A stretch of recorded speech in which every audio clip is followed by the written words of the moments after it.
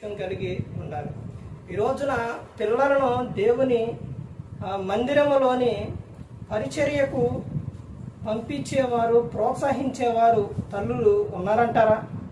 ఈ రోజున ఇదిగో నాయన ఆదివారం వస్తుంది, ఇదిగో నువ్వు దేవుని మందిరాన్ని క్లీన్ చేయి, మరి అక్కడికి వెళ్ళి సేవకుడు ఏమంటే ఉండు, మరి అక్కడ సేవకుడికి సహకారంగా ఉండు అని తల్లులు పంపించే విధంగా ఉన్నారా? లేరు. అసలు వీళ్ళొచ్చి దేవుని పని చేయరు, వాళ్ళనే కూడా పిల్లల్ని కూడా పంపించరు. దేవుని పని విషయాల్లో, దేవుని పరిచర్య విషయాల్లో, ఆ పనుల విషయాల్లో ఓ సేవకుడికి సహకారంగా ఈ రోజున ఎవరన్నా పిల్లలను పంపిస్తున్నారనంటే పంపించే విధంగా చాలామంది లేరు.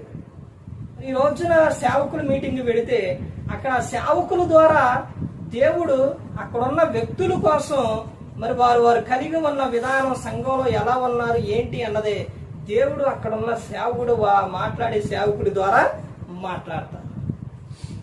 ఎందుకంటే మనల్ని బ్రతికించే మాటలు బ్రతికించే విధంగా దేవుడు చెప్పిత్రో దేవుడు మాట్లాడు. అందుకని ప్రతి ఒక్కరు గమనించుకొని ఏ ఒక్కరు కూడా నశించి నరకానికి వెళ్ళిపోకూడదని యేసుక్రీస్తు ప్రభువారు ఈ లోకానికి వచ్చి మనందరి కోసం సిలువలో తన ప్రాణాన్ని పెట్టారు.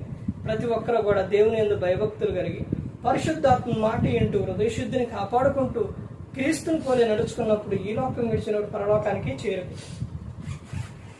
మరి ఈ విధంగా నిలబెట్టి మాట్లాడించిన తండ్రిన దేవునికి కృతజ్ఞతాస్తుతులు చెల్లిస్తూ ఇంతవరకు శ్రద్ధగా ఉన్న మీకు ప్రభు పేట నా హృదయపూర్వక చెల్లిస్తే మాటలు ముగిస్తున్న అందరికీ